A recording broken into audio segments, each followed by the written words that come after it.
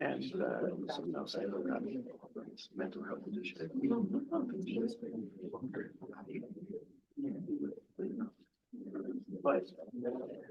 Hello, we're just about ready to get started. So take your seat, refill your plate. Thank you so much for coming. My name is Carl Levan.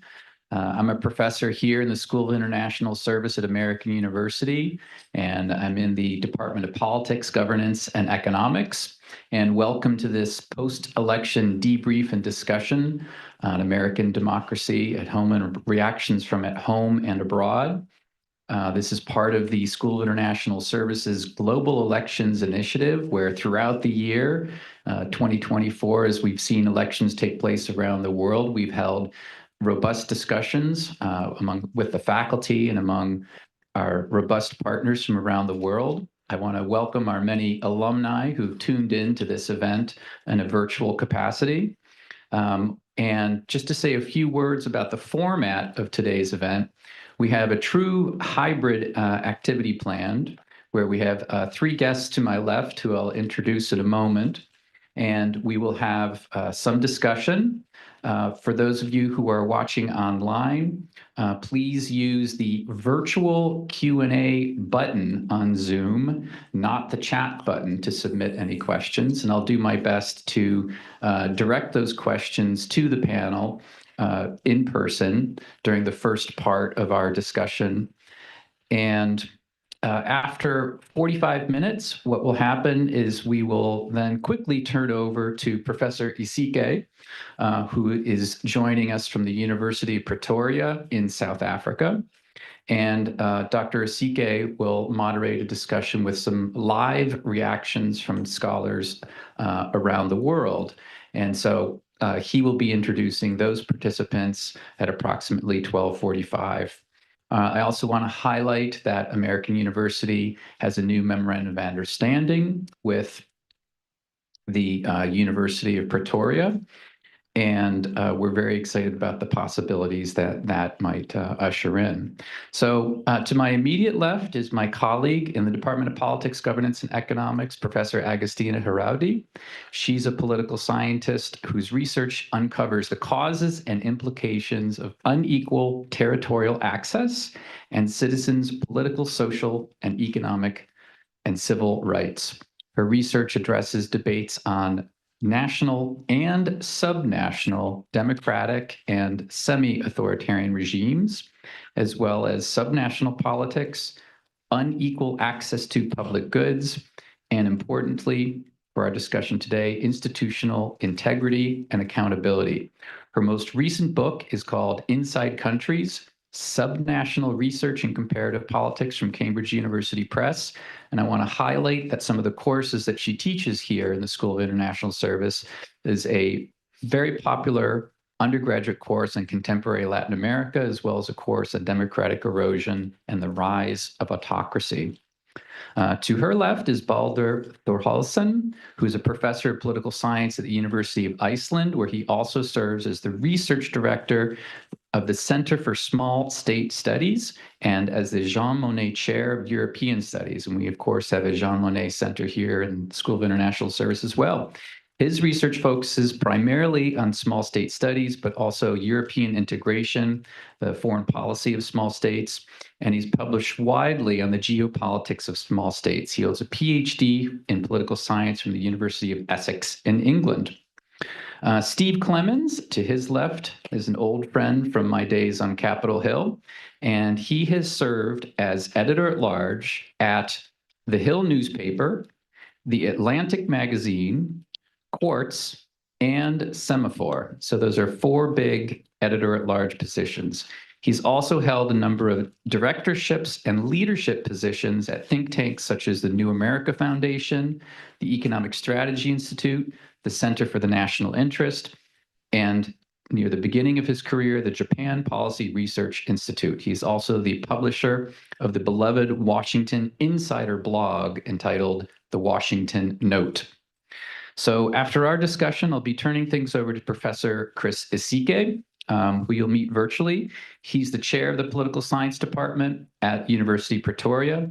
He's also the current president of the African Association of Political Science.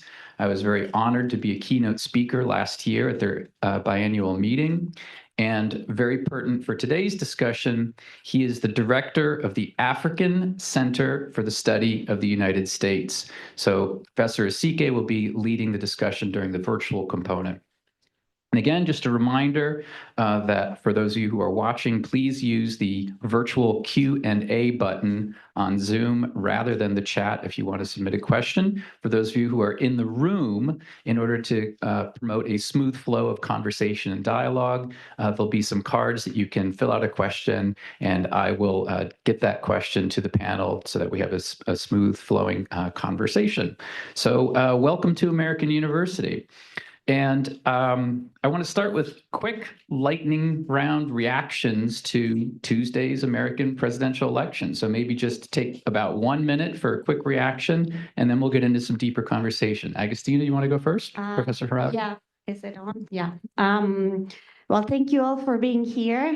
It's a pleasure to share some thoughts and ideas with you all, and please feel free to engage with us. A few reactions, shocked, not so much because of the results, but rather by the speed of the results. We woke up the next morning knowing already who had won, and I think we were all waiting that information to arrive by Friday or Saturday, and so suddenly yesterday everything was sorted out, and then also relieved by the fact that it was a very peaceful electoral process. Somehow I was envisioning more violence or more conflict, and we didn't see that, and that's always good for democracy. But the results, we will talk about that later. Thanks. And Professor Thorsen? Yeah, first of all, thank you very much for the invitation. It's great to be here with you. Since you are mainly talking about democracy, I would like to start to say that I think the Trump elections will have a great to say on the political discourse and democracy in several states around the globe than they will have here in the US. And why do I say this? Democracy in several states around the globe, as you know, and including some European countries, is much more vulnerable than the US democracy. And the policy of Trump and his associates may have profound effects in these vulnerable democracies. That's, in a way, my worry, and we have seen these trends around the globe since 2016. And then the final point for the time being, I'm mostly worried about my small states because they tend to be more vulnerable than the middle and larger powers. Because if the United States refuses to follow rules and norms of international institutions, the small states are most likely to lose out. Thank you. I was not shocked. I sort of felt there was a burning frustration and anger in America that was being ignored by a lot of the power establishment here. I think America is has long suffered from multiple personality disorder with different personalities struggling to get out. And we've had largely a kind of, progressive, engaged personality that's been shaped over a very long period of time since the end of World War II, institutional arrangements, global contract, social contract with Americans. But there's another personality that's just taken over the system. And that's also part of America. But it's going to be a very big shock for that other personality that was there. And a lot of those arrangements are going to be refashioned. And so now, I sit and kind of look, I say, wow, everything is going to change. All assumptions that we had about America's role in the world, about the social contract at home, about what civic engagement means, what does civil society mean, we have to rethink everything. So, and I think it's going to be a tough and interesting process. All right, thanks for that quick lightning round. And so I think one of the assumptions, and this is going to be a sort of a political sciencey kind of question, but one of the assumptions for a long time has been about the importance of the role of political parties in elections. Europe, the conventional research, I think, now suggests that parties in Europe have been on a slow decline for several decades now. And I think one of the important and understudied phenomena of Donald Trump's 2016 election was how he circumvented much of the Republican Party in order to become the Republican Party candidate. And then in 2024, I think what we see is a similar kind of challenge to our classic understandings of party systems with the rise of dark money and extremely wealthy individuals now being able to legally and fairly privately influence elections and candidates. And so one of the things that worries me about this is that parties play an important role in facilitating political moderation. So, are we seeing some sort of shift in the role of political parties? Has political science missed something big here? How worried should we be about this?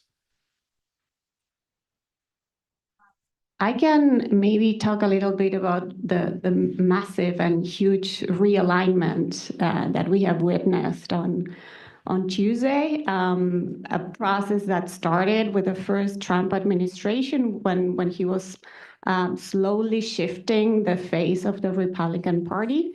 The Republican Party has changed quite dramatically from the old political party, Republican Party that we knew. It has become the party of the working class, and the working class now includes not just white workers, but Latino workers and Black workers.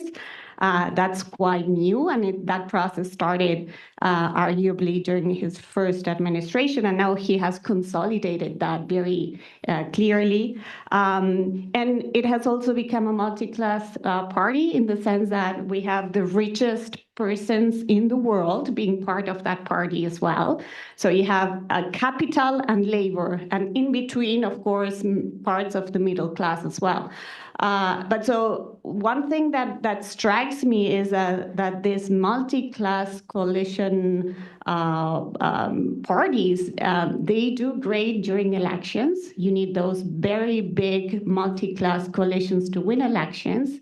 But then it's very hard to rule and keep everybody happy. You have labor and capital in the same coalition, right? And so if other regions of the world teach us something, is that those multi-classes collapse at some point. Those multi-class coalition collapse, and it's very hard to rule and keep everybody happy.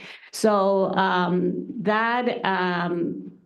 I mean, if we want to think about the future of this new MAGA party, I think that it's going to be very hard for Trump to keep the party together, not in terms of the internal organization of the party, not in terms of Congress, not in terms of the governors and other local officials, but I refer to the core voters who supported him during the election. Workers and capital in the same coalition, there's something wrong there. Steve, I definitely want to hear from you, and thank you, Professor Haraudi, for bringing up Latino voters. Exit polls are showing that about 45% of Latinos voted for Donald Trump. Steve, What I would just simply say, I think to your point about European parties, I think in a way, American political parties have both gone rotten. The Democratic Party, if it had been, 20, 30 years ago, I think you would have seen a more vigorous challenge of Joe Biden. This is before you even got to Kamala Harris. You wouldn't have had a primary with a single dominant figure with obvious challenges and problems, not be challenged by someone. The party is supposed to be an intermediator of talent and challenge and debate, and they didn't. They shut all that down. And then when they brought Kamala Harris in to succeed him, it was an anointing of her rather than going back to what I think in retrospect would have been a better process, was a competition of ideas and a competition of leadership. that might have changed the equation and helped the American public respect her more or know her better. And it didn't do that. And Donald Trump and the Republican Party, I thought actually, because I thought somewhere, someday, one of these parties is going to get hijacked, and I thought it was going to be the Democratic Party, because the Democratic Party is more a federation of grievances in my book, and the Republican Party had a more cohesiveness of vision. They want the justices in the Supreme Court and a general view, and I thought it would be harder. But Donald Trump, a Democrat from New York and a billionaire, came in and created a populist movement in an unlikely pace and took over the Republican Party and hijacked it. And so in that situation, neither party is playing the role that you would have expected given the long history of the way parties have brought talent forward. They become, I think, they're sort of trapping talent, not elevating and releasing, creating those debates. Professor? Yep. Yeah, I think this is an important question because political parties are fundamental to skillful democracy. And I think this is a general trend in Europe as well. Weak political parties, weak institutions of political parties. And talking about parties being hijacked, we have seen this trend in the United Kingdom, for example. Jeremy Corbyn hijacked the Labour Party. Boris Johnson hijacked the Conservatives. So we've seen this trend because of weak institutional structure of the parties themselves. And the members don't have basically mean to control the parties. And this is a worry. Thanks. Let's talk a little bit about policy. And one thing that strikes me as potentially different about what we'll see in 2025 is that, other than North Korea and NATO and a few other things that happened during Trump's first term, some important changes in Middle East foreign policy, he didn't really seem that interested in foreign policy. And this time around seems really different, that we could see dramatic changes in Ukraine, in Gaza. Maybe there are some similarities on China, but again, maybe a repeat of the softness, maybe towards Russia. So, I want to get your reactions if that characterization of a greater emphasis on foreign policy, if you share that view, and also just sort of get your thoughts about different parts of the world. Steve, I'm thinking about your work in Japan. I was in Japan in 2018. The School of International Service has a really cool dual degree program with Ritsumeikan University, and they were nervous. In Kyoto and in Japan. They were very concerned about the impact of American populism on East Asia and a distraction and withdrawal from, half-century-old security agreements and so forth. And Professor Thoresen, I think about, how the U.S. election might reshape Europe relations with China. Trump told the Wall Street Journal a couple of weeks ago that he wouldn't have to threaten China with military force over Taiwan because President Xi Jinping, quote, respects me and knows that I'm crazy, unquote. So let's talk a little about foreign policy. Who wants to start? Since you asked about Europe and China, I think it's quite best to look at Trump's first term in office in order to try to figure out how he will act in the upcoming term. We can expect a trade war with China. Trump will probably most likely demand European countries to ally with the US, to follow him, and even threaten with sanctions if they don't do so, like he did in his first term in office. So this is going to be a big challenge for European countries, for the European Union, what they will do. Will they stick to their closest ally, the United States, or try to find a middle ground? I don't think that Europe has still the answer, because Europe, they don't want to annoy Trump too much. Probably they will lean towards him, mainly in order to keep him or the US involved in Ukraine, for the US to continue to pay for Ukraine's defense. That is probably going to be the main priorities in Europe, and they will do whatever please the new president. in order to keep him involved in European security and defense. And then move into a trade war with China if needed. What I would say is that Donald Trump's package is going to be a package of pugnacious nationalism. And it means that every ally, every fellow traveler in the United States, globally, to maintain that status is going to have to pay the United States more. We're going to shake down our friends. If they want protection, they're going to be, they're going to have to pay more. So the era of kind of I don't know if America was ever selfless, but the sort of, pretending to be a kind of selfless global security guarantor is over unless there's some transaction involved that's different. I think that's one element of the changing nature. And Donald Trump likes those deals. But I don't think he's going to follow the post-World War II alliances. I think there's going to be a lot of stress within the NATO and transatlantic alliance. And, I don't want to be overly provocative here, but it would not surprise me by the end of his term if you don't have a state dinner for Vladimir Putin.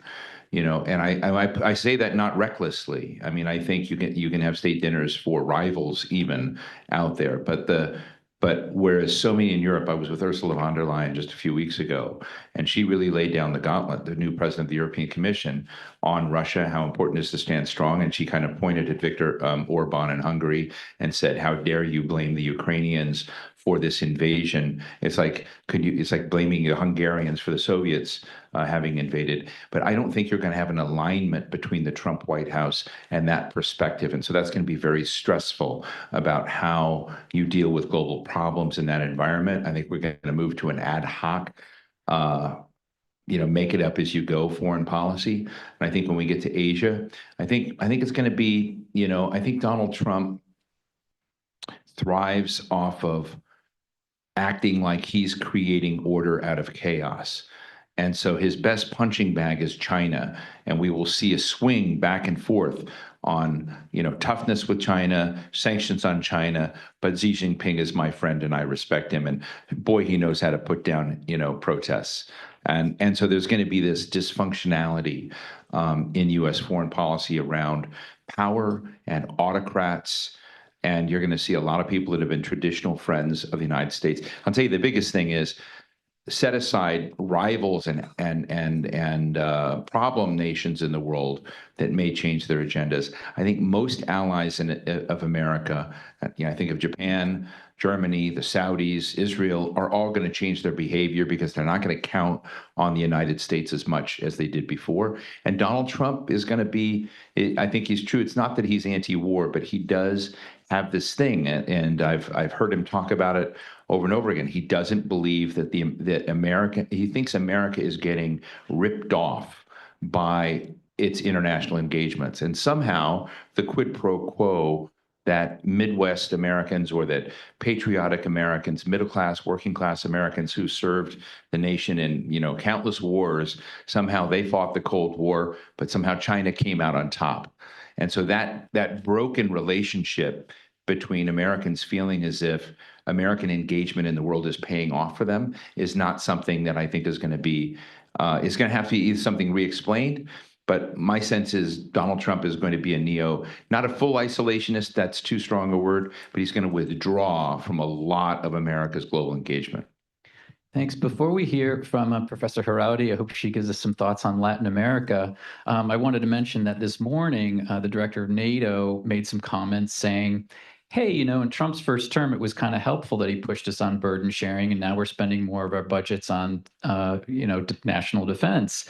And, the interesting thing about that comment is that it was framed as, interpreting Tuesday's election with optimism, but it also is a pathway to making NATO more self-sufficient with a weaker commitment from the United States, and could also be interpreted as preparation for that.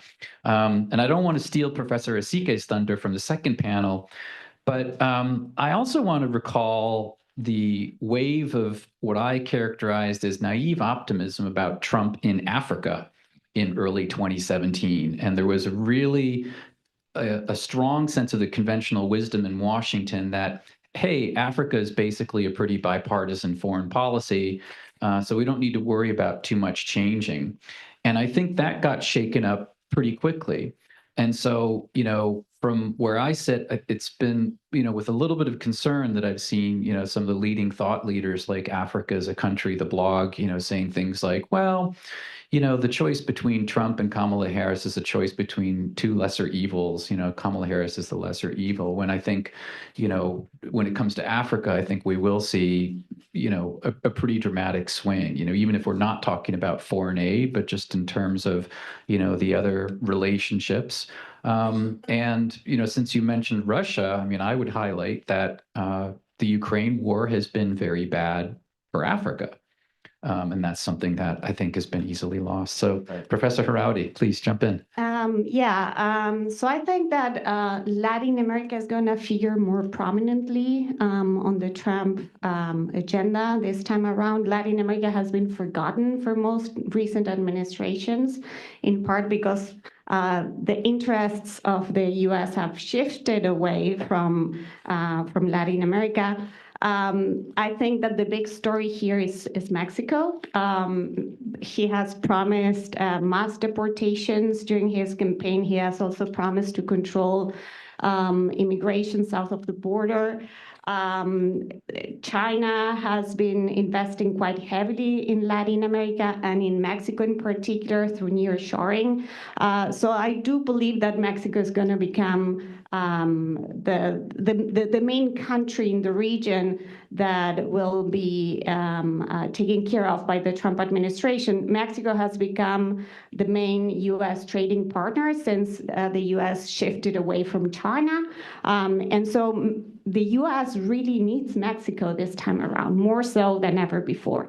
And so here I see a couple of challenges. First of all, Mexico elected a new president. She's a woman. Trump does not get along with women. She does not respect them. And he actually brought up a couple of issues during his campaign about Claudia Sheinbaum, who is the current president of Mexico. She came to office very, like 3 weeks ago, I believe, or less than a month ago. We do not know yet how she will behave, but she clearly is following what her predecessor did, Andrés Manuel López Obrador, both from the left. And so here I see some ideological tensions as well, not just gender tensions, but also ideological tensions. She has a huge mandate from the Mexican population. She won by the largest margin of victory ever in the history of the country. Since Mexico became a democracy in 2000, I'm not talking about the PRI in the 1950s, right? But so recently she has been the president that has been voted by the largest margin of victory. And so she's very popular, and she does not shy away from defending Mexican interests. So here I see some challenges for Trump. And then on top of that, I think that part of his narrative or promises during the campaign were related to the fact that he's going to promote industrialization in the U.S. Everything is going to be made in the U.S. from now onwards. And so for that, he will need immigrants. And those immigrants typically come from south of the border. And so he will also need to entice some of those immigrants, even though he claims that he will, first of all, deport them and close the border to prevent migration. So I see there quite of a challenge with Mexico in terms of the narrative that he is presenting and what he really needs for his economic agenda to take root. And then with regards to other countries in the region, Brazil is being ruled by the left. Colombia, I'm talking about the important countries for the U.S., which are Brazil, Colombia, and Mexico. Venezuela, for obvious reasons, has been important because of the fight against Chavismo. But Lula in Brazil, he's from the left, and he's clearly more interested in crafting relationships with China rather than the US and Trump. Colombia, also ruled by the left, the first time ever that Colombia has a left-leaning president, Petro, and he might not get along well with Trump. So I see a rocky foreign policy with regards to the rest of Latin America, and a challenging but very important one with regards to Mexico. Thanks. And I just want to remind people watching online that you have the opportunity to ask a question, and I'll get it in front of the panel. Professor Thorensen, do you want to respond to that at all? If not, then I'd like to pivot to a broader question about rule of law and violence and the implications for democratic backsliding around the world. Okay, sounds good. So, I've been following closely the work of the Carnegie Endowment and others who've been writing about political violence in broad comparative terms, and watching recent years. There's been a rise of violence, not just in the United States, across many categories of crimes tracked by the FBI and extremist crimes, but also in France, in Germany. And, I'm watching this and I'm thinking about a Supreme Court decision on presidential immunity. I'm thinking about the reorganization of extremist groups like the Proud Boys, and I'm listening to language that legitimizes violence against immigrants, journalists, and former Congresswoman Liz Cheney. And so it doesn't seem like the US is following any of the recommendations from social scientists about how to reduce violence and political violence. And, lastly, I want to highlight something that hardly came up at all during the presidential campaign, which is 1,532 defendants of the January 6th insurrection. And 943 of them pleaded guilty. 195 of them were found guilty at contested trials, 10 of whom were found guilty for seditious conspiracy. So this is a pretty massive investigation, and this has failed to deter violent rhetoric. It has failed to deter extremist organizing. So what does this tell us about the rule of law? And, how is this going to be interpreted, around the world? I can start. So, and I second your point about the influence of the US on democratic erosion worldwide. My comments are going to be on Latin America. I do believe that what happened on Tuesday will have huge implications for the region and for democratic backsliders in Latin America. We have many.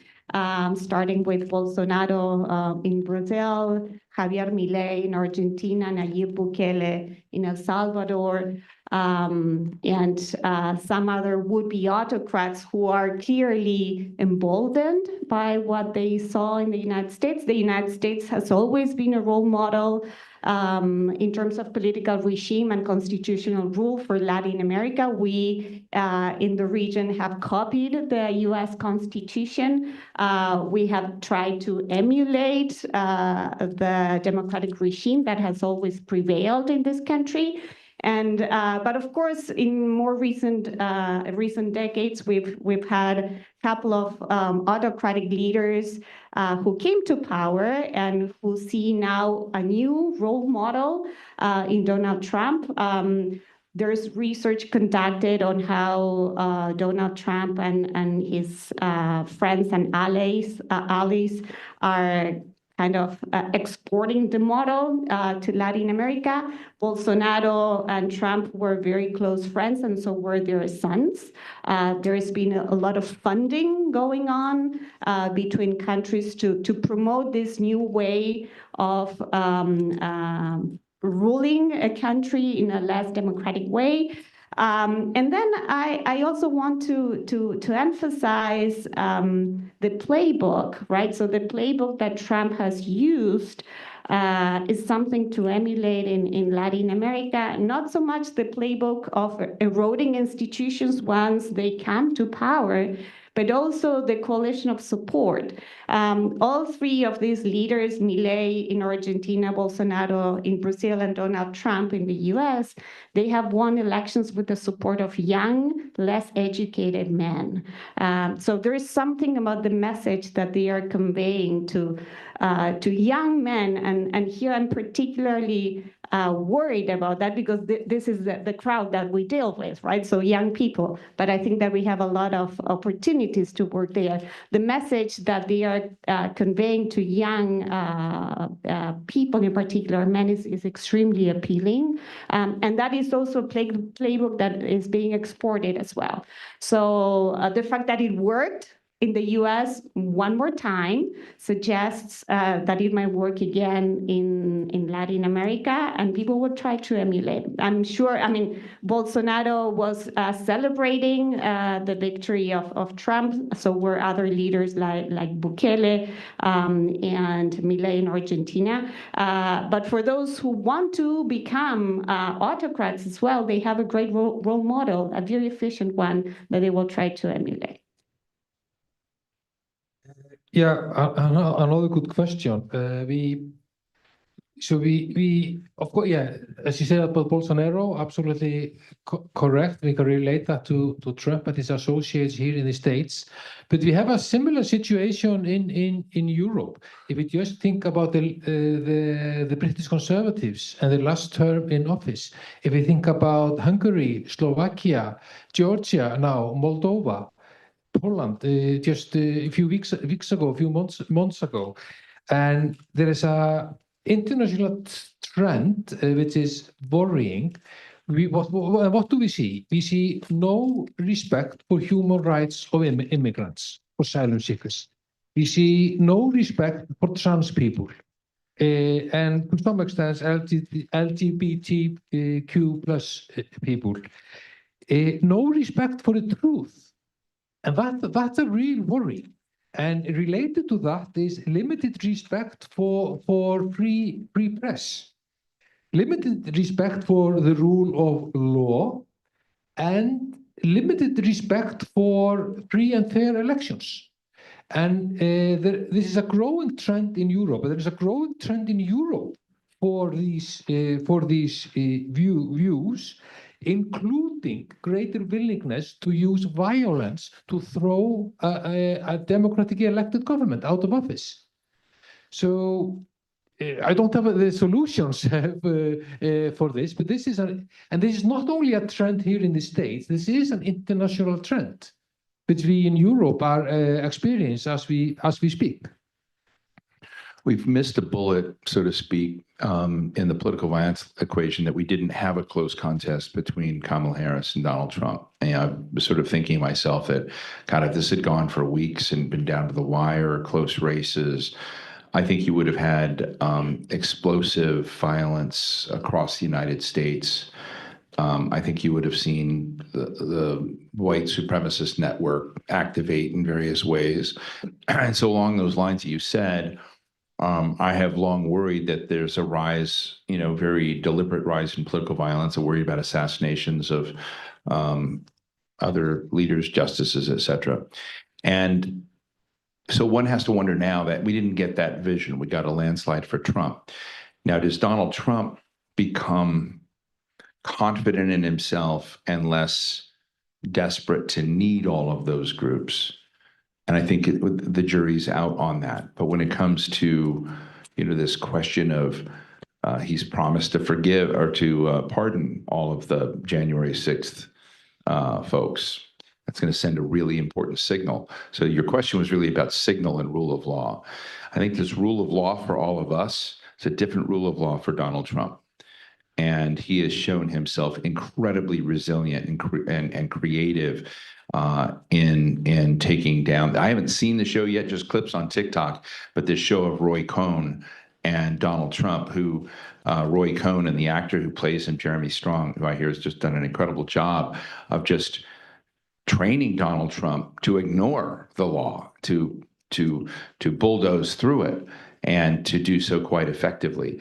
So and what bothers me, in a way about the not the question you asked, but the kind of the framing of that is it's very, very clear that Trump is following the model of other autocrats that have done this, that have rules of law for their states and for their people, but not for them.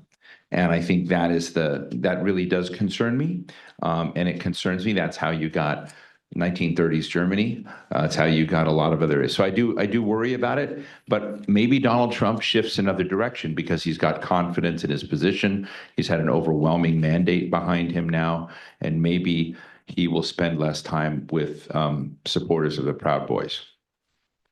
So I want to do our best to wind down and give Professor Asike some time, but I do want to give you one or two questions from the audience and that have come in online, and maybe we'll close in a way similar to how we opened with sort of a lightning round.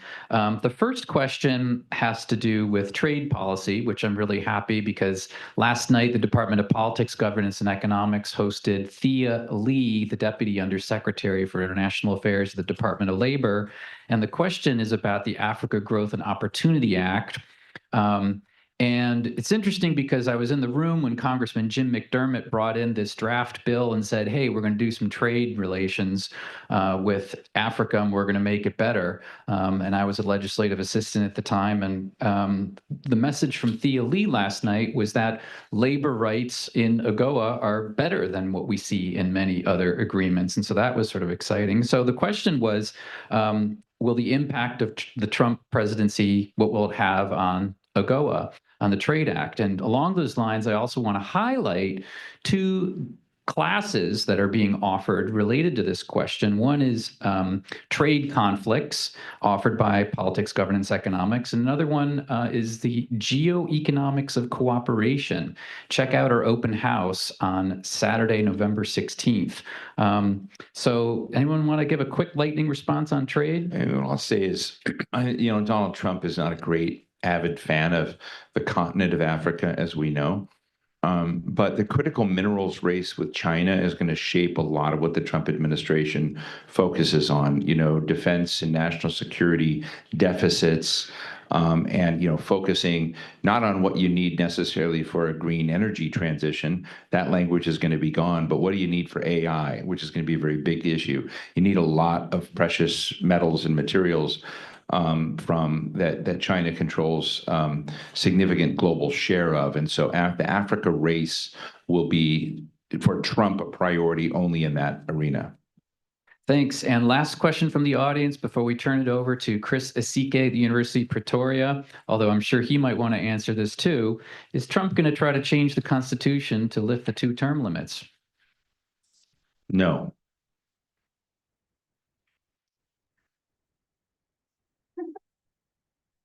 If I jump in, just to finalize, my points of all what we have said about Trump and democracy, the truth, freedom of the press, etc. I mean, last time he was in office, the system of checks and balances here in the US prevailed. It was firmly in place. Trump, of course, got some of his policies through and got to implement some of his policies as president should be able to do. That said, the system of checks and balances was firmly in place and prevented him from making fundamental changes to the system of governance. And I still firmly believe in the US system of checks and balances, and it will be in place to hinder fundamental changes to the system of governance. Look, I mean, the real reason I said no, he's got other people hungry for power, like J.D. Vance and other people, and they're number one. Number two, it's extremely difficult to change that Constitution. And while he got a landslide and a mandate, he didn't get that much of a landslide and a mandate. The system will come back and roar back at him that he just won if he tried to do that. He knows he's got a limited period. He's got 2 years to move his biggest things before he's already a lame duck, but he's going to be a lamer lame duck 2 years from now in the next election. And I don't think he's going to burn his political capital on that. I think Professor Harauti wants to say something, and He disagrees. In part because I agree with you that it's extremely hard to change the constitution. I think he doing some math, he might be able to get support in Congress, but then you need the governors for that and the state legislatures, which it's impossible to get. So it's not that He doesn't wouldn't want to, even have right? all the Republicans. You got to remember this: Susan Collins Exactly. or Lisa Murkowski. Yeah. There's, even new Republicans like Dave McCormick. There's one in Pennsylvania would not endorse Yeah, that. no, I fully agree with you. Yeah. all right. Well, thanks so much. Just to reintroduce the next panel and to outline the logistics here, we'll now be turning over to Professor Chris Asike from the University of Pretoria. He's the director of the African Center for the Study of the United States. He's chair of the political science department there. He's also president of the African Association of Political Science. And I'll allow him to introduce the next panel. I hope you'll stay with us, and there will still be an opportunity for you to ask virtual questions, and his staff, very capable staff in Pretoria, will help him field those questions. So Professor Asike, great to hear from you, and go ahead. Thank you very much, Carl, and to our in-person panelists at American University in DC. Good evening to those of us in Africa and Europe, and good day to those of us that in person in the United States and elsewhere in North America and that are joining our conversation this day. My panel will probably focus a lot more on the implications of. I'm sorry, Chris. Chris, Yes. we're having an audio issue here in the room, and people can't hear you. It might just take a few moments. Okay. Can those online hear me though? If anyone online is hearing me, just indicate. Let me be sure. All right. Okay. Just one moment, please. Can you try again? Okay. Can you all hear me now?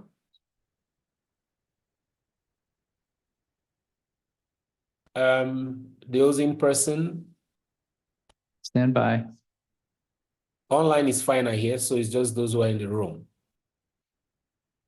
All right, let me suggest that we proceed online, and we will have this trouble on the fly, and hopefully the people in the room can sit tight for a few minutes as we wait for audiovisual. Go ahead, Professor Asike. All right, thank you, Carl, and apologies to those in the room who can't hear me, but we'll carry on and hope that the audio issues will be sorted out. So I was saying that this panel would focus a lot more on the implications of Trump's presidency for Africa. Some of the questions I was going to be asking have been touched on in some ways, but we will try and focus a bit on Africa, and our panelists will be free to move away to other regions of the world in terms of what this would mean. But let me briefly introduce our panelists. We have two online panelists. They are Natalie Tochi. Did I get that pronunciation right? Tochi. And we also have Tamara Brunner, correct? So Natalie Tochi is director of the Instituto Affari Internazionali, a part-time professor at the School of Transnational Governance, European University Institute. She is honorary professor at the University of Tübingen and an independent non-executive director of ACEA. She has been special advisor to the EU High Representatives Federica Mogherini and Joseph Borrell. In that capacity, she wrote the European Global Strategy and worked on its implementation. It's a very long CV, so I would have to just stop here if you don't mind, Natalie. And then I will go on to also try and say a few words about Tamara Brunner. She's director of the Peter D. Bell Rule of Law program at Inter-American Dialogue. Before joining the dialogue, Tamara was the acting America's director at Human Rights Watch. She has carried out extensive field research throughout Latin America, documenting human rights violations, and she has conducted cutting-edge research on policies and practices that undermine democracy, including threats to judicial independence, attacks on free speech, discrimination, and harassment of civil society organizations. She brings a proven record of developing ambitious projects to address critical rule of law issues.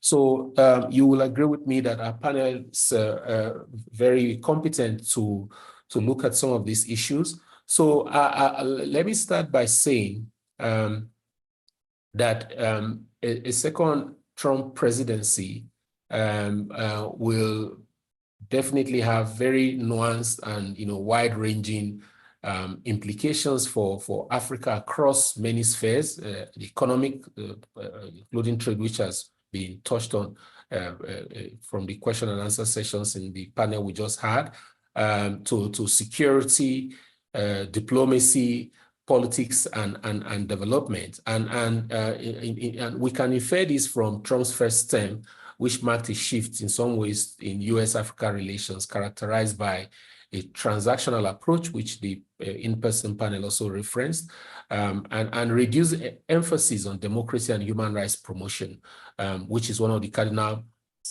points of the Biden administration US-Africa policy, which was released in 2022.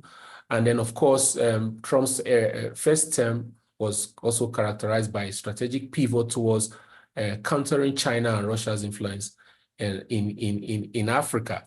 And all of these policy orientations, if Trump is to reestablish them, and there's every reason to believe he would likely shape Africa's political landscape and, of course, impact on US-Africa relations. So across a range of areas that we can touch on, let me start with the question of trade, which was touched on earlier on, and I'm talking about economic relations and trade, looking at the AGOA and other trade agreements, as well as the question of investment versus aid. What do you think? And I'll start with you, Tamara. How do you see Trump leveraging the AGOA and other trade agreements between the United States and Africa as a tool to transact and deal with countries in Africa? Was that question for me, Chris? Because I Yes, work on Latin Tamara. America, so I don't feel I'm positioned to answer that question. Okay, fine. Natalie, you want to respond? I mean, I can answer on the European side, but I think you're best placed to talk about Africa. Okay, so let's do it this way. I know that I'm a panelist on Africa. I wanted to speak last since I'm moderating this. So I guess I would allow you talk more specifically on the regions that you deal with. And then I will come back to talk about Africa myself. So let's do this again and answer the question this way. How and some of it have been in some of the questions around how a Trump presidency would affect Latin America has been answered. But any additional lights you want to throw on this, Tamara? Yes, thanks, Christopher, and thanks to American University for the invitation. And I agree. I think some of the key points have been made in the previous panel, but I think it's helpful to highlight a few issues and maybe add some additional thoughts. Look, I think that from a Trump presidency, we can expect consolidation of power. And there was a question earlier about the rule of law. I don't think President Trump has any concern about the rule of law today. And the context in the US today, which is a president who has majority in the Senate, we'll have to see what happens in the House, and controls the Supreme Court, is not helpful for checks and balances. And that is a bad recipe and a bad example for the region. If we look at potential setbacks for reproductive rights, the announcement of a tougher approach on immigration, and the promise of massive deportations. None of this is a good model for the work or helpful to counter democratic backsliding that we are seeing in Latin America today. And I would highlight also as a second thought that, President Trump has shown in his first presidency and during the campaign trail that he is unpredictable and he is impulsive. But on migration and tariffs, he has been more consistent.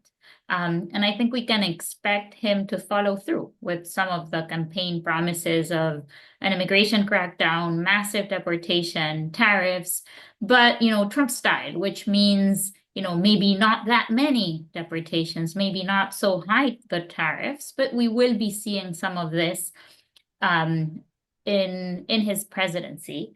And the other element that I think it's important to highlight to understand what to expect for Latin America and beyond is that during his last presidency, he didn't have the team he needed to go ahead with all his promises.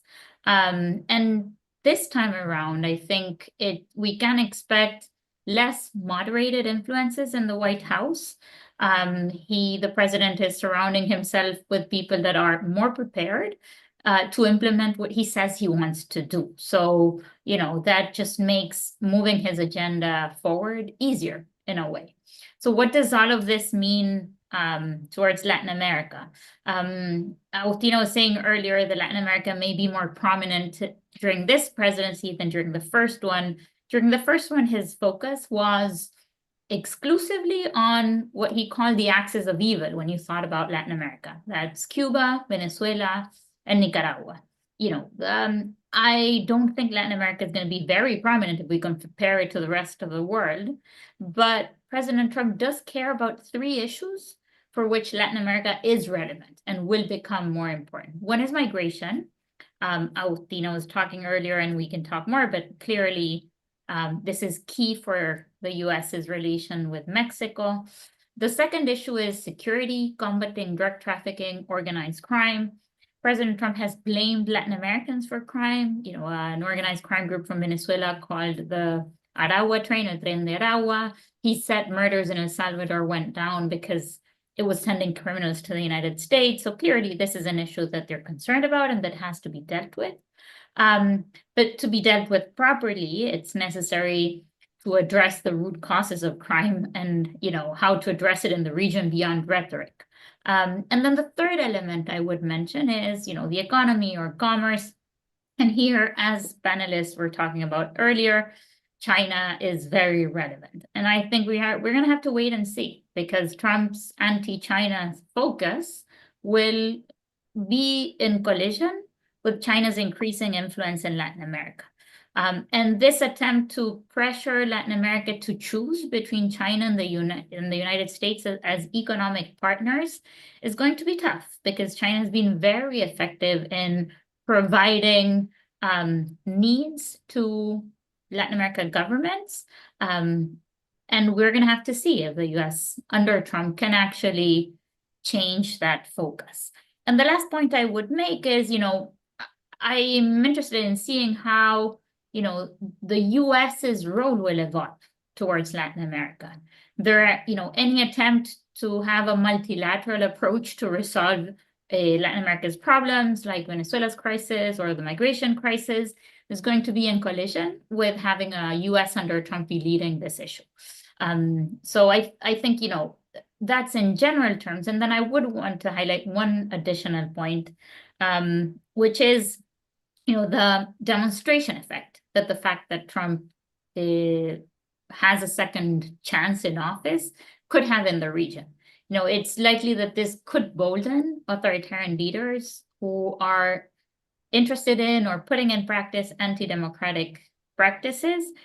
And I think we should put on the table what the impact of the resurgence of this international movement of populists is going to have in Latin America.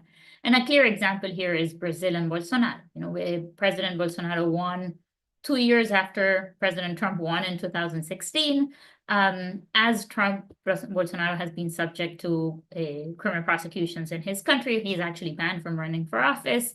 So we're going to have to wait and see how that plays out. But clearly, this generates an incentive for these folks to think that they can come back to power. Thank you very much, Tamara. So Natalie, the same question go to you, or for Europe. Chris, would you like for me to concentrate only on the Europe economic side of the story, or the broader story like Tamara did for Latin America? The broader story, and then end with Europe.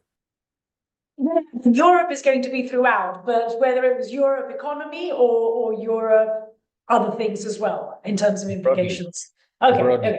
Okay. So let me start off by saying that as probably other regions, I imagine Latin America too, and perhaps Africa too, there has been a lot of talk in Europe over the last year, in fact, and a lot of anxiety and fretting over how to Trump-proof Europe. And I imagine that probably Europe is the region, I guess with the exception of specifically Mexico, but it is probably the region that is going to be most affected by the outcome of this election. And I think that's the case because if you look at it through three sort of main angles, you really, so the economics, the security, and the political/democracy angle, which connects to much of what Tamara was saying as well, you really kind of get a sense of how existential this is. So firstly, on the economic front, this is obviously where the tariff story comes in. It doesn't come as a surprise to anyone that Donald Trump is not a fan of the European Union. I think there's a very specific antipathy towards a construct like the European Union, which is kind of multilateral in nature. I think someone like Trump simply doesn't kind of get it, right? And would much rather deal with countries bilaterally than have to deal with, a technocratic institution like the European Commission, which of course is what you would have to do specifically when it comes to trade, given that this is where the competence lies in Europe. So it is fairly clear where, what the direction of travel here is. The question then becomes, how does Europe react to this? And what is the iteration between the US and Europe on the economic front? And you can imagine that the European strategy will go a little bit like this. Firstly, there's going to be a phase of trying to woo Trump. Possibly by increasing the imports of US LNG, for example, possibly sealing agreements that have now been in the works for a while on critical minerals, for instance. So you can imagine that there would be a kind of wooing phase and trying to massage, in a sense, Donald Trump's ego. You can then imagine that not working. And so you can imagine that as US tariffs kind of come online, there is a sort of tit for tat process, which again could take, could cover different sectors, but also specific agreements. I'm thinking about, rolling back the agreement on Airbus Boeing on the Trump side, which could then be retaliated with an EU move. And then obviously that can then escalate further with a, US putting a blanket tariff on EU products, 10, 15, 20%, and the EU retaliating, and then we would be in a full-blown trade war.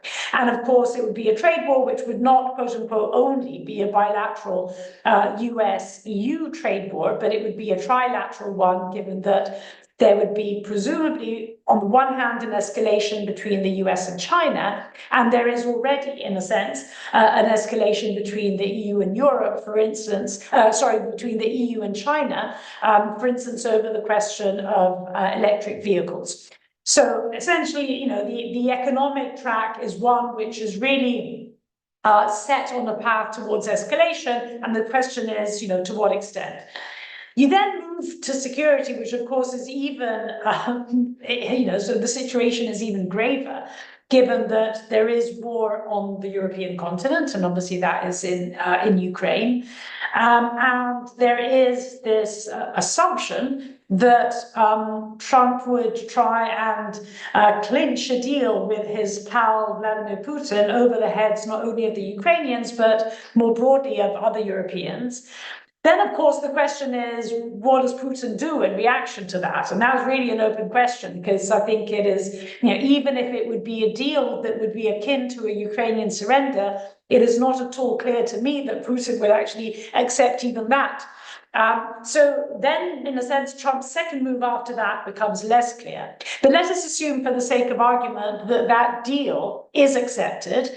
It would, on the one hand, obviously imply a sort of quasi-Ukrainian surrender, but perhaps even, it would have a number of further effects on Europe that would really boil down to a total division within Europe. Because it's very clear that North and East European countries would reject a sort of Ukrainian surrender masked as peace, whereas other countries like perhaps Germany, although now, of course, the German government has collapsed, so it remains to be seen what comes out of that political situation, but perhaps my own government in Italy would probably fold. So there's a question of not only what the military situation on the battlefield would look like, but also what the broader political divide in Europe that this would ignite would lead to.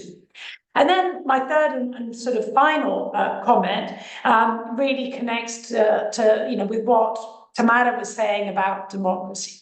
Essentially, when Trump first came to power, it caught, so 2016, it caught Europe after what I would define as the first wave of nationalist populism in Europe had already peaked. In fact, it was beginning to go down. And the effect that back then Trump had on Europe was that sort of unifying Europe and, in a sense, reminding Europeans of, in many respects, the liberal values that they stand for. Back then, there was a very clear leader in Europe, and her name was Angela Merkel. And in a sense, Merkel stood up, right? Not just as a European leader, but in a sense as a defender of multilateralism, while the US had at least temporarily checked out of the quote-unquote rules-based global order.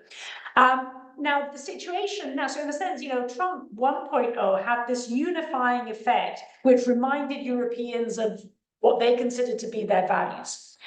Trump 2.0 comes in a very, very different environment, politically speaking, in Europe. We are now in our second wave of nationalist populism, and that second wave is on the ascendance and is not declining. And so the risk that Trump 2.0 has on Europe today is what I would define as an Orbanization of Europe. So, up until recently, Viktor Orban was essentially a pariah in the European Union. Now we already see how a number of other elections have led to right-wing governments across Europe. I'm thinking again about my own country, Italy, but think about the elections in the Netherlands, think about Austria. So very soon the Czech Republic. So this is a growing trend. Up until when Joe Biden sat in the White House, some of these leaders kind of had to quote unquote behave, right? With the exception of Orban, that doesn't really kind of care about behaving much, right? Now, if there is a Donald Trump in the White House, there is very little reason for them to behave, right? And this goes back to Tamara's point about being emboldened, in a sense, lowering the mask, because there's nothing really preventing them from simply showing who they are, which is not just, a question of, in a sense, foreign policy posturing and policy, but it's also intrinsically a question of what you do domestically. And the way in which, on a number of dossiers that Tamara was also discussing, the separation of power, civil rights, beginning with LGBTQ rights, reproductive rights. So all of these things are not only important in the United States, but they're really on the line in Europe as well. And so given that there is a very strong connection between the two sides of the Atlantic, there is a very strong risk that a de-democratization in the United States could have that same effect at this current moment in Europe as well. And I'll stop there, Chris. All right, thank you very much, Natalie. I think there are stark differences between how Trump presidency, Trump 2.0, as you put it, would affect Latin America, would affect Europe, but even more so Africa. So I would at this point put on my Africa position hat and just try and lay out a few broad points about how Africa sees this. And the starting point of it is the fact that the United States, I think there's agreement that the United States interest in Africa is defined by both economic and national security interests for the United States. And these interests are permanent, irrespective of who is in the White House. They would always want to push an American interest over and above anything else. And oftentimes you find that both houses and across the divide of the Democrats and Republicans often find agreement when it comes to foreign policy issues, especially as they have to do with Africa. However, we also know that the personal idiosyncrasies of a president has some sway on how foreign policy is interpreted and enacted. And given the very strong personality of Trump, we saw from Trump 1.0, what we noticed was a neglect of the continent, an approach to Africa that smacks of condensation. And of course, he was also very transactional, like I said earlier on, in his approach to the continent. Now, with the kind of power that he has, currently from the results of these elections, we believe that Trump 2.0 presidency would very likely reinforce that transactional US-Africa relations with a focus on what he can get from the continent. There'll be a lot of bilateral engagement between the United States and countries rather than a generic or collective approach to the continent. So we are not likely going to see a US-Africa Leaders Summit like we saw under former President Obama and outgoing President Joe Biden. China will also be an issue, countering China, and that will be something that we would need to look at. But we also expect that he would be very, very inward-looking if we are to make meaning of his "Make America Great Again," and that would mean that there would be Africa may not be a priority. Africa will actually not be a priority, and this is an issue that also came out from the electioneering campaign. None of the two parties had Africa as a priority in all of the campaign, apart from a few mention that of Africa we saw during the debate from Kamala Harris. So we expect that the neglect of Africa would continue. The transactional approach to Africa would also continue. But there's something that we saw during Trump 1.0 in terms of the debate between investment versus aid. Trump prioritized investment over, traditional aid models, where he was arguing for prosperity through partnership. Now, this kind of stance, although framed as empowering, could actually imply reduced aid for social and humanitarian sectors in Africa, like the PEPFAR and which has been very helpful to the continent for many years. So if Trump were to cut foreign assistance budgets further, which we suspect he would do, this would affect health, education, and infrastructure projects in Africa that are dependent on aid. But again, maybe this is a good thing for Africa, because the dependency on aid from the United States also have a negative impact in terms of Africa being able to look inward at itself and to activate, trade within the continent. And so maybe this will provide an opportunity for Africa to look more into trading with itself through the African free trade agreement area, which is currently on. And which, of course, if it is implemented properly, you'll find United States, China, and Russia coming to want to get a slice of that pie, but it will then be at our own instance and defined by Africa, not that it will be Africa waiting and responding to see who becomes the president of the United States, and then having a kind of a reactive approach to that. So in a nutshell, this is what I think Africa is going to see from President Trump in his second term. There's also going to be a focus on counterterrorism. Under Trump 1.0, the United States maintained a very robust counterterrorism presence in Africa, despite the talk of neglecting Africa, particularly targeting terrorist groups in the Sahel and the Horn of Africa.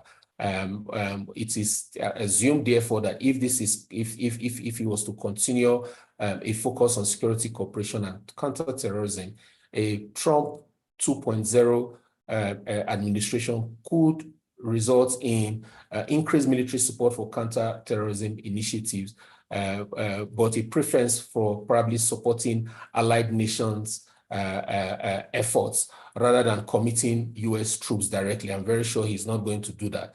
But this approach would impact regional stability as the countries that receive support may strengthen their military, while others could face reduced assistance.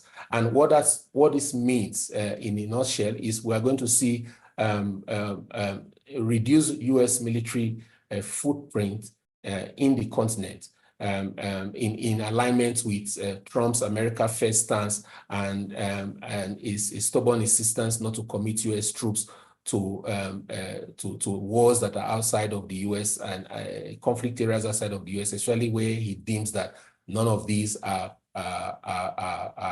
pivotal or central to direct American interests. And this is actually ill-advised because it is very clear that America's security interests align with Africa, because the transnational threats from Africa, they have been persistent for the last 10 years, and they are real. The continent's uneven democratic and economic growth and pockets of conflict contribute to a disproportionate number of weak and failed states that we have seen in the continent, which actually threaten U.S. At home and abroad.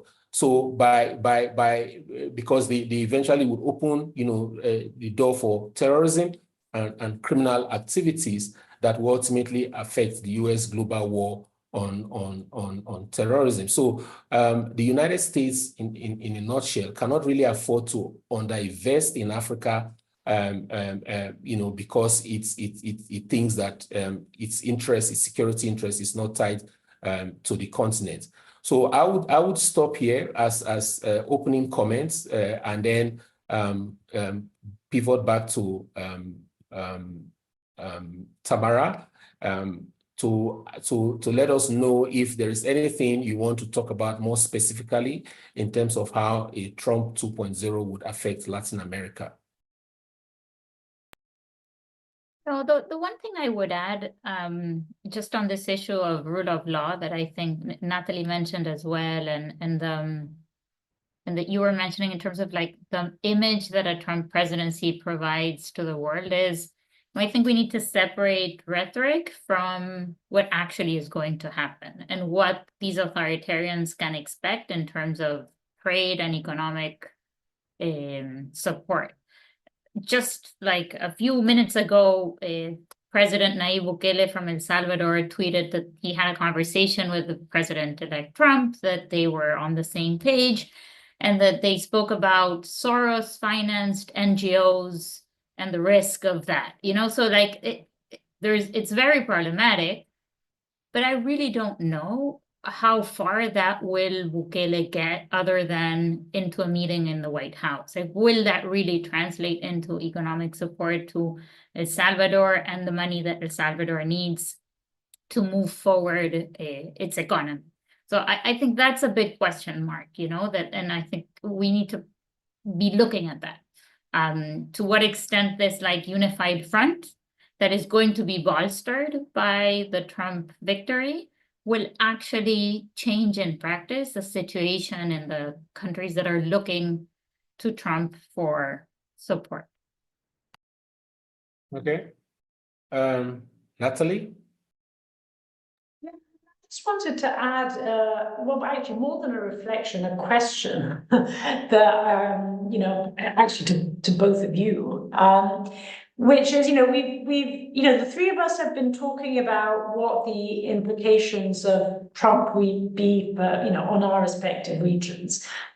I think the follow-on question from that is, how does it change the dynamics between our regions? Does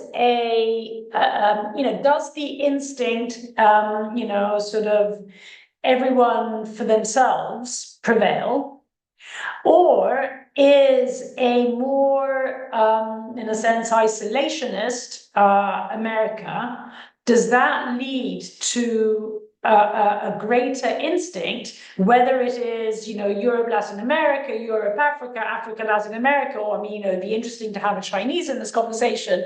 How does it change the relationship between our respective regions? And whereas I would say, again, the only point of comparison really is 2016, but whereas I would say that in 2016, there was at least an instinct to try and strengthen relations with others. I think particularly about, for instance, the Europe-China relationship back then, where, sort of it seems a bit odd to even say it now, but back then, in a sense, it's almost seemed that China stepped in as a defender of multilateralism, and kind of Europe saw in it a partner. I think of the Davos appearance that she made, when was it, in 2017, if I'm not mistaken, which kind of really speaks of a completely different era in many respects. So, but I think that there was this sense of, as the US steps out, the others have to huddle together somehow.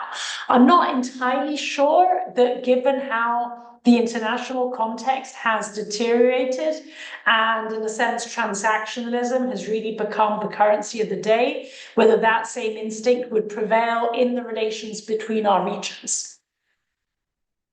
Well, if I may, yes, there is going to be that in terms of remembering in Africa. If I talk about the African case specifically, it was American absence in Africa, or neglect of Africa, if you like, after the end of the Cold War in the 90s, that created a space, for China to come in.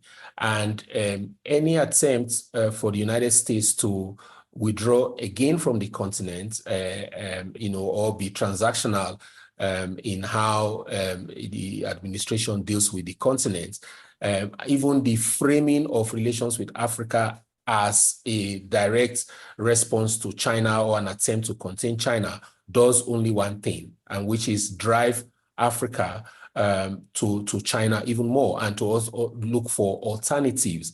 Of course, economic diplomacy would then become something to focus on in a world where the geopolitical alliances are constantly shifting and changing. And so you see the way that Africa has been responsive to joining BRICS, for example.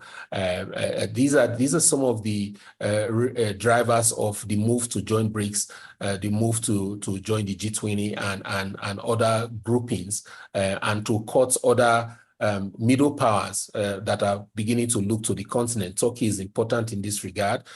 Even Australia is also important. Individual European countries, Japan, are beginning to come to the continent to cut all kinds of deals for themselves. Of course, our challenge has always been whether we are able to articulate a common position that will result in a common template for dealing with superpowers and including the European Union, for instance. So that is how I think that Africa would respond. The challenge again for us is that we do not have a common position on many of these issues, especially in terms of how to relate with big powers, but and especially the United States. And if you look at the question of selective engagement, which we think that Trump is going to be doing, he's going to be focusing on allies who align with the United States, and there are plenty of those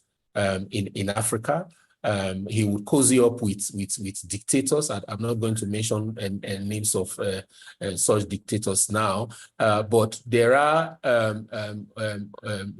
people, leaders in the continent who would do a bit of wooing, like you mentioned earlier, but will eventually realize that they will be on their own. The difference between us and Europe would be that we do not have a common position on how to deal with some of these issues. So we'll be left alone to be cherry-picked by either China, Russia, or any of the other powers that have the ability to exert some influence in the continent. But Trump is definitely going to prioritize relations with countries that offer immediate economic or security advantages for the US, and this can include countries like Nigeria, Kenya, not so much South Africa, but so there will be an attempt to try and woo him in the initial stage.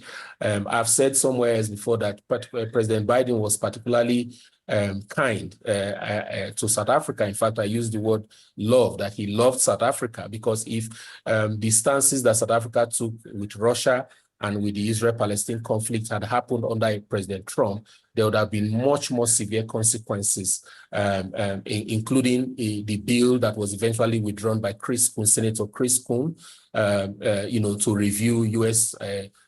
South Africa relations. Professor Ezike?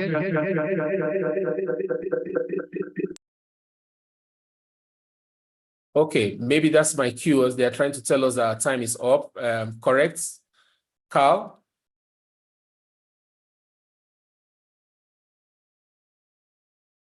Okay, while we're waiting to hear from Carl, Tamara, anything you want to add to answer? Can you hear me now?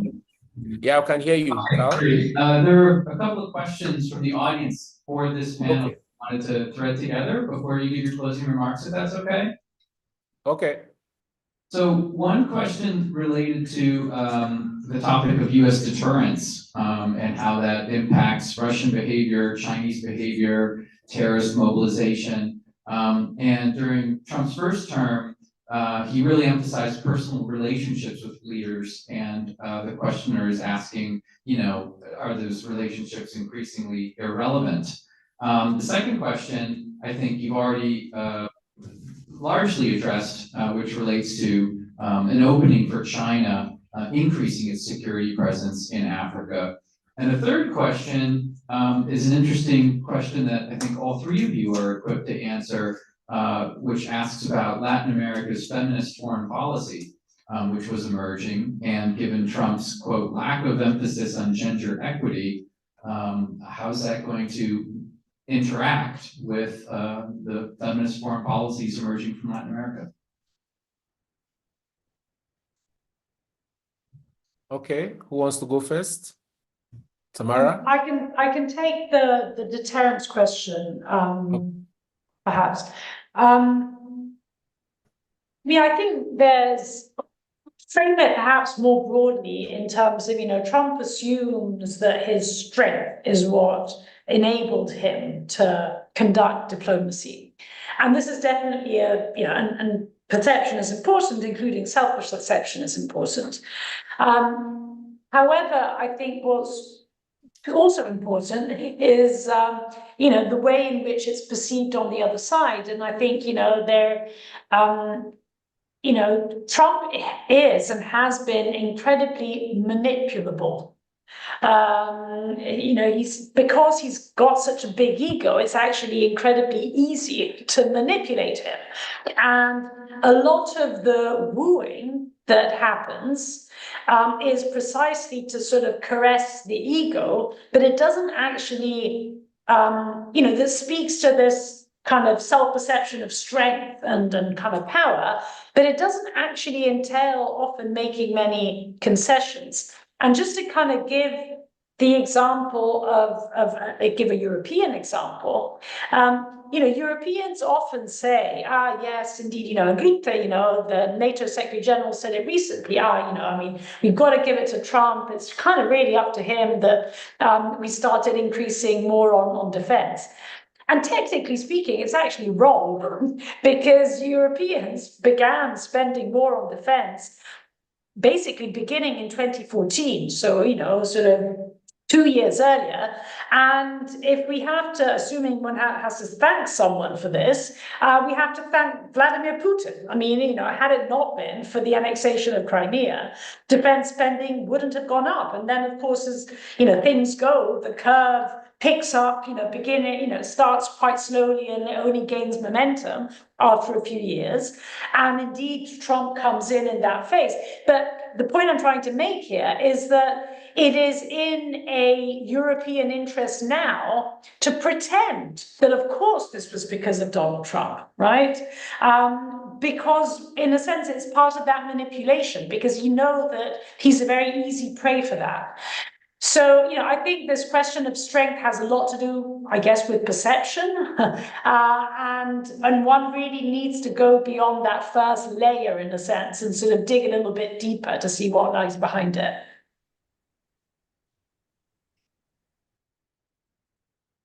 Okay, Tamara, there was a question for you on the feminist foreign policy. Yes, I actually lost that for a second. Would you mind repeating the question for me? Because I lost my connection. I think I see the question, Carl, so I'll just read it out here.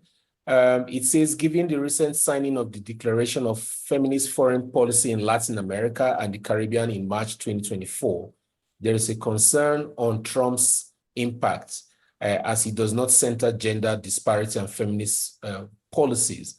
With Latin America's recent commitment to feminist foreign policy, how could Trump's lack of emphasis on gender equality influence the region's ability to advance these goals through collaboration with the US? Thank you. Sorry about that. Look, I think Trump is going to be a big challenge, not just for feminist foreign policy, but with anything related to women's rights and gender equality.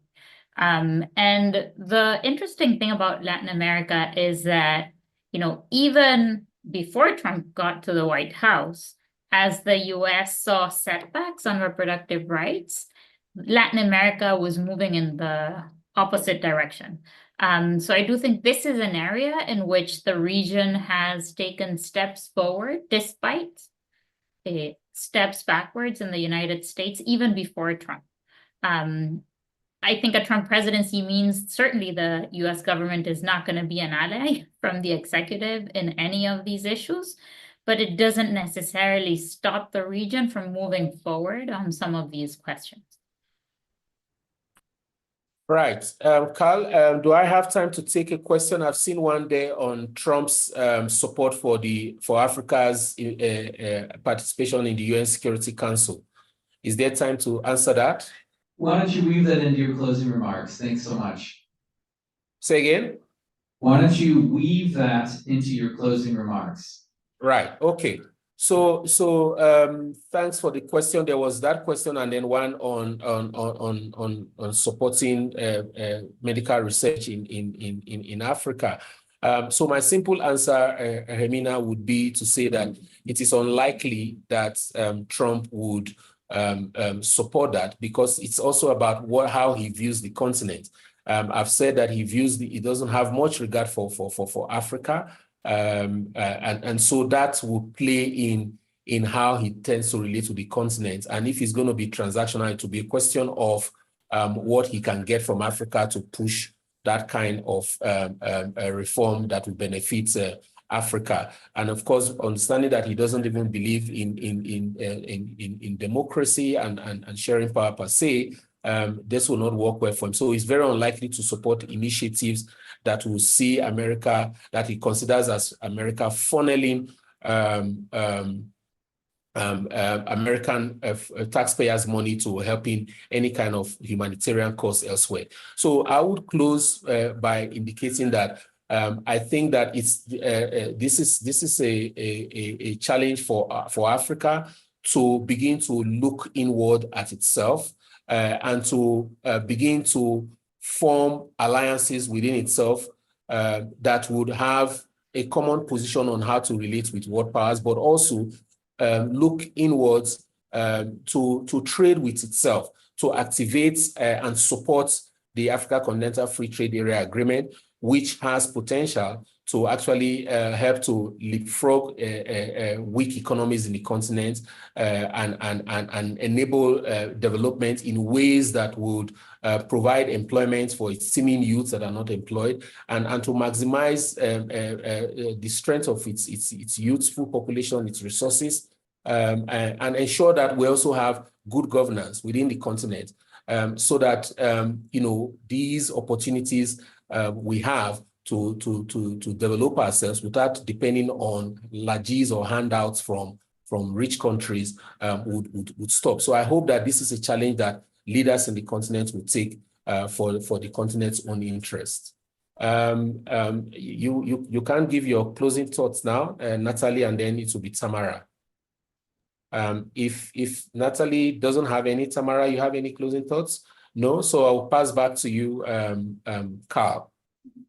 Great. Well, thank you so much for your thoughts and for moderating this panel and for helping to build a relationship between American University School of International Service and the African Center for the Study of the United States at the University of Pretoria. Also want to thank American University's Transatlantic Policy Center, which helped us track down and invite Tamara Broner and Nathalie Tochi. So many thanks for your continued engagement with the School of International Service. And last but not least, I want to thank Dean Shannon Hayter and the School of International Service's Global Elections Initiative. And hope we can see many of you again soon. So thanks again. Thank you very much.